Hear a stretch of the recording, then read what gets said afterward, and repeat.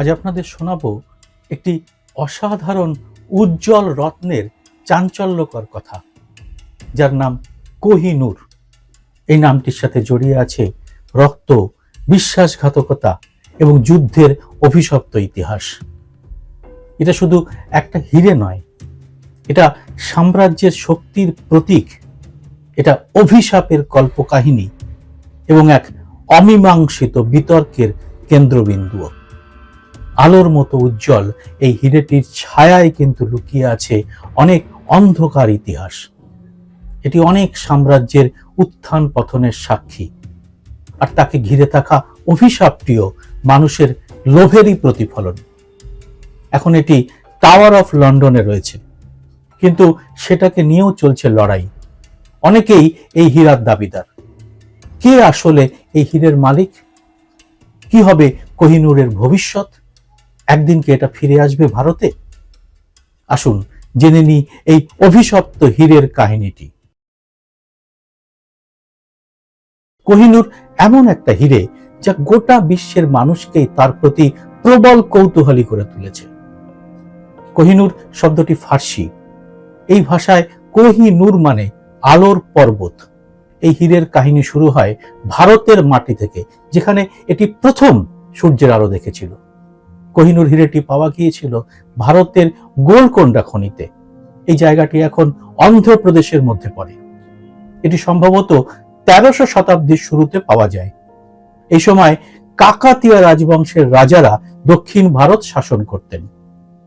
কোহিনূরের বর্তমান ওজন 105.6 ক্যারেট, কিন্তু এটা আগে ছিল আরো বড়, প্রায় এর দ্বিগুণ, 186 ক্যারেটের। কি করে এটা এতটা কমলো সেটাও এক ইতিহাস। এর স্বচ্ছতা এবং উজ্জ্বলতা এতটাই যে এর সঙ্গে জড়িয়ে গেছে নানা গল্প। দেবতারাও এর পুজো করেছেন বলে হিন্দু পৌরাণিক গ্রন্থে পাওয়া যায়। শ্রীকৃষ্ণের সাথে যুক্ত একটি কাহিনী বলে এটা দেবতাদের দ্বারা সম্মানিত, কিন্তু এর সাথে জড়িয়ে আছে একটা ভয়ঙ্কর অভিশাপ। সেটি হলো, যে পুরুষ এটা ধারণ করবে তিনি বা তার রাজত্ব ধ্বংস হবে। এই অভিশাপটি কোহিনূরের ইতিহাসকে আরো নাটকীয় করে তুলেছে। এটি যুদ্ধ, লুট, বিশ্বাসঘাতকতা এবং সাম্রাজ্যের পতনের সাক্ষী। ভারত, পাকিস্তান, আফগানিস্তান এবং ইরান সবাই এর মালিকানা দাবি করে আসছে, কিন্তু এটা এখন রয়েছে টাওয়ার অফ লন্ডনের ব্রিটিশ ক্রাউন জুয়েল হিসেবে। আসুন এবার জেনে নেওয়া যাক এর ইতিহাস। 1304 থেকে 1310 সাল, এই সময়ের মধ্যে দিল্লির সুলতান আলাউদ্দিন খিলজি দক্ষিণ ভারত আক্রমণ করেন এবং এটা লুট করেন। এটা ছিল হীরের প্রথম লুটের ঘটনা। এই যুদ্ধে বহু মানুষের মৃত্যু হয়। খিলজির পর 1526 সালে বাবর পানিপত যুদ্ধে জিতে এই হীরেটি মুঘলদের হাতে নিয়ে আসেন। শাহজাহান এটিকে তার বিখ্যাত ময়ূর সিংহাসনে বসিয়েছিলেন। এটি ছিল একটি অসাধারণ শিল্পকর্মের উদাহরণ। দিল্লির লাল কেল্লার ওই সিংহাসনে তখন জ্বলজ্বল করত কোহিনূর, আর তার চারিদিকে থাকতো অন্য রত্ন এবং সোনা। কিন্তু মুঘল সাম্রাজ্যের পতনের সাথে সাথে কোহিনূর নিয়ে আসল নাটকটা শুরু হয়। 1738 সাল, পার্সিয়ান শাসক নাদির শাহ ভারত আক্রমণ করেন। এটি ছিল এমন একটা রক্তাক্ত অভিযান যাতে দিল্লির হাজার হাজার মানুষ মারা যান। নাদির শাহ মুঘল সম্রাট মোহাম্মদ শাহকে পরাজিত করে কোহিনূর সহ আস্ত ময়ূর সিংহাসনটি লুট করে নিয়ে চলে যান। কথায় বলে, নাদির শাহ হীরেটি দেখে চিৎকার করে বলেছিলেন কোহিনূর, আর এর থেকেই হীরেটির এই নাম হয়। ইতিহাস বলে নাদির শাহের এই লুটের পরিমাণ ছিল অকল্পনীয়। হাজার হাজার হাতি, উট এবং ঘোড়ার পিঠে করে ধনরত্ন নিয়ে চলে যায় নাদির শাহ। কিন্তু নাদির শাহের এই কোহিনূর লুটের পর থেকেই তার পতনের শুরু হয়। বলা হয় নাদির শাহ এই কোহিনূর পড়েছিলেন।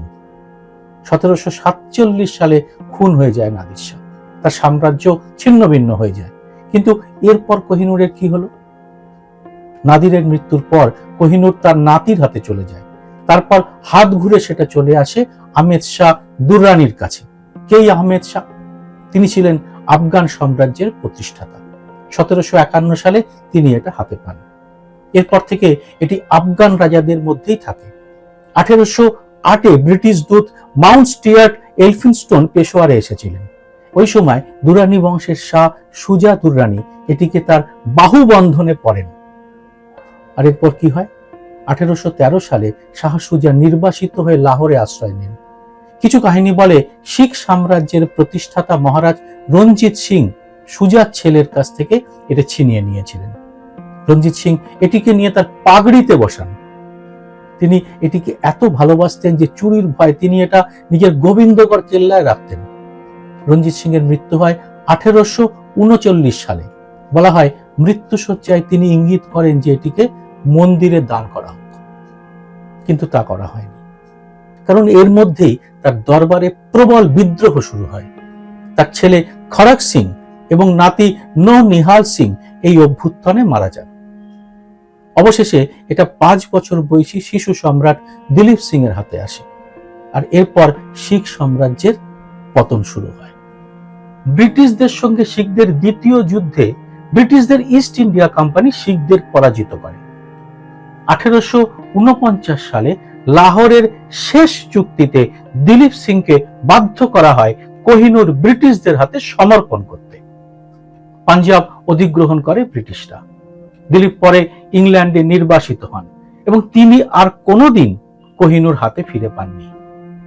কিন্তু এরপর কোহিনূর কোথায় গেল? 1849 সালে কোহিনূর ব্রিটেনে পাঠানো হয়। এই যাত্রাটি ছিল অত্যন্ত নাটকীয়। লোহার সেফে সিল করা কোহিনূর HMS মেডিয়া নামের জাহাজে পাঠানো হয়েছিল। ভয় ছিল এটা লুট হয়ে যাওয়ার। পথে কলেরার মহামারী এবং প্রচন্ড ঝড়ের মধ্যে পড়ে জাহাজটা। 1850 সালে এটি কুইন ভিক্টোরিয়ার কাছে আসে।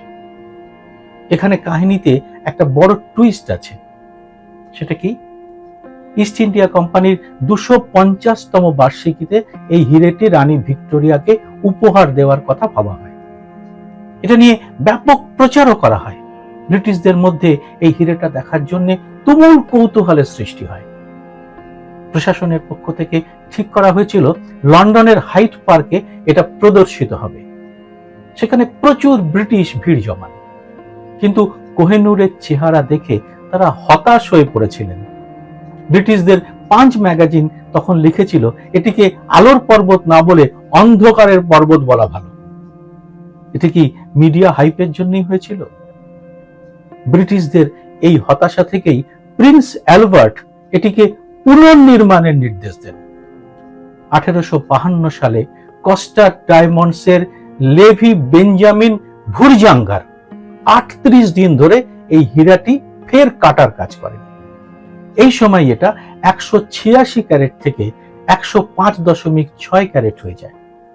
কিন্তু এই কাজটি নিয়েও প্রবল বিতর্ক তৈরি হয়। কিছু ঐতিহাসিক মনে করেন এই কাটার কাজটা ঠিকমতো করা হয়নি, ফলে হিরেটির ঐতিহাসিক এবং শৈল্পিক মূল্য নষ্ট হয়ে যায়। হিরেটির আয়তনও প্রায় অর্ধেক হয়ে যায়। অনেকে বলেন এই কাটার ফলে এর উজ্জ্বলতা অনেকটা বেড়েছিল। রানী ভিক্টোরিয়া এটিকে ব্রোচ হিসেবে পড়তে শুরু করেন।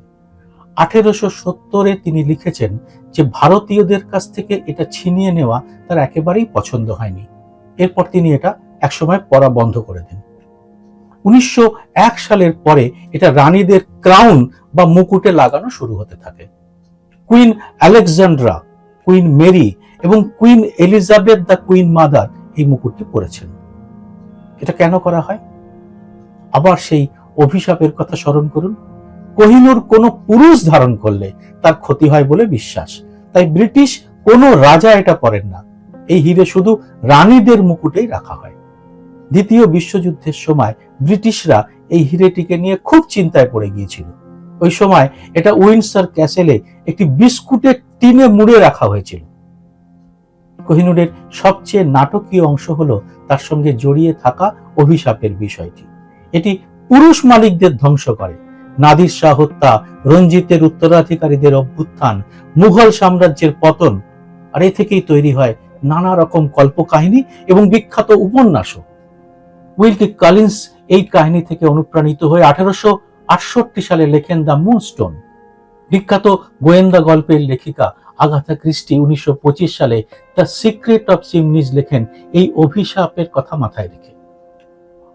কিন্তু এই অভিশাপ কি সত্যি? নাকি এটা স্রেফ যুদ্ধ এবং লোভের ফল? বিজ্ঞানের দৃষ্টিতে দেখলে এই অভিশাপের কোনো অর্থই হয় না। কোনো রত্নই মানুষের শরীরে বা মানুষের ভাগ্যের উপর কোনো প্রভাব ফেলে বলেই বিজ্ঞান মনে করে না।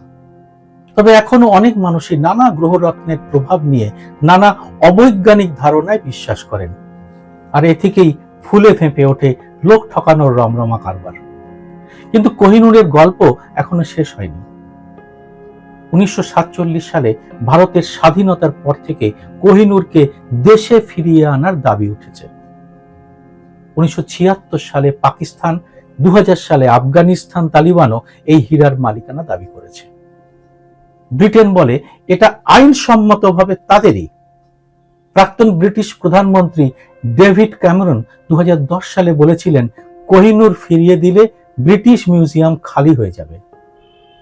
এই বিতর্কের জেরে 2023 সালে চার্লস রাজা হওয়ার সময় কুইন ক্যামেলিয়ার করোনেশনে এটা ব্যবহার করাই হয়নি। বিশ্ববিখ্যাত এই রত্ন কোহিনূরকে কি আবার আমাদের দেশে ফিরিয়ে আনা উচিত?